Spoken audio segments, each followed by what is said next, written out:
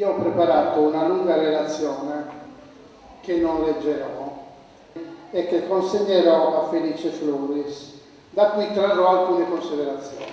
Il titolo, anzi due titoli: Se musto tu pastores, si mori su pastore e mori sa sardina in trea. Intanto, se musto tu pastores.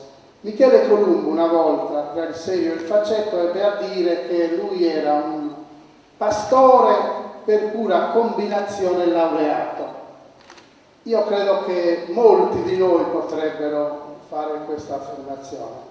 Io non sono solo figlio di pastore, tutti i pastori, parenti, nonni, zii, eccetera, perché questa era ed è sostanzialmente l'attività di All Online, ma non solo di All Online, ma che io credo anche al di là di questo, al di là dell'appartenenza, al di là del fatto che siamo figli di pastori, io credo che in Sardegna, credo che lo dirà in modo più articolato Borchisio Bandino, sostanzialmente, antropologicamente, tutta la cultura è pastorale, agropastorale.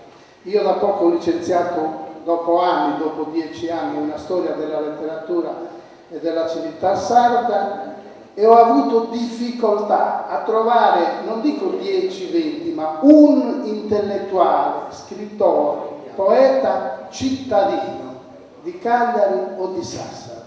Vengono tutti dai paesi, vengono tutti dal mondo agropastorale. Questo qualcosa dovrà pur dire. E cioè dice che la pastorizia non è solo un comparto economico, è anche altro, è molto altro.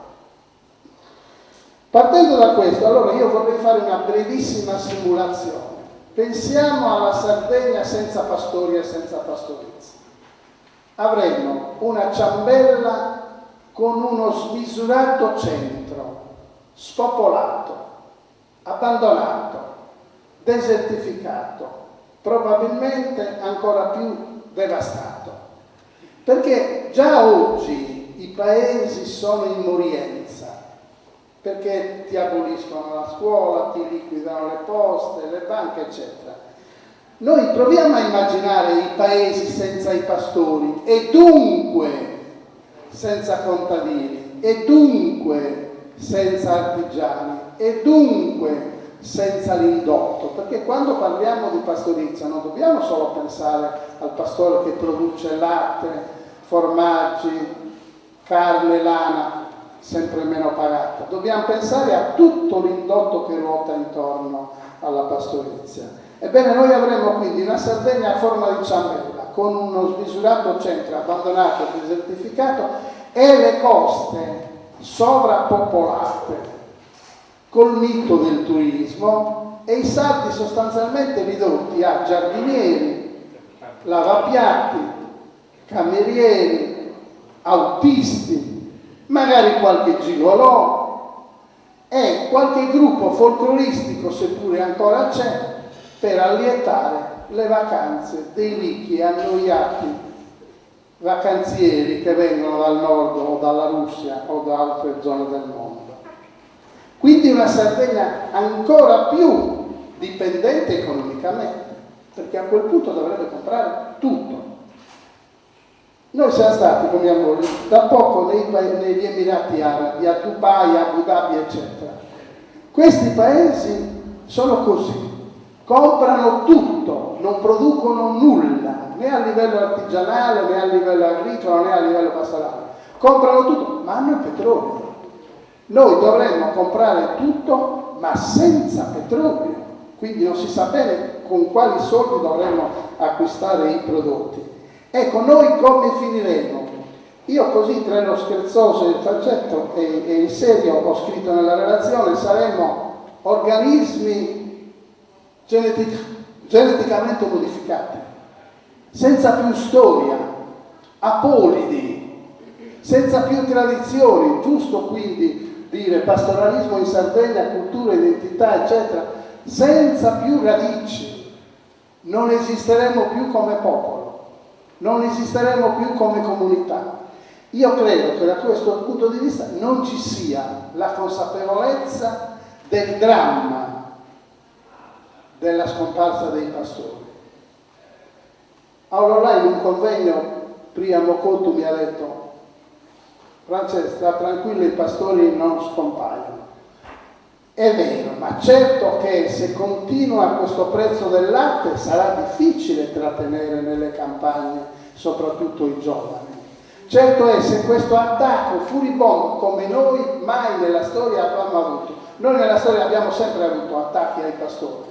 Già Simon Mossa li chiamava i feudatari del latte, che con il loro prezzo da strozzinaggi cercavano di uccidere la pastorizia.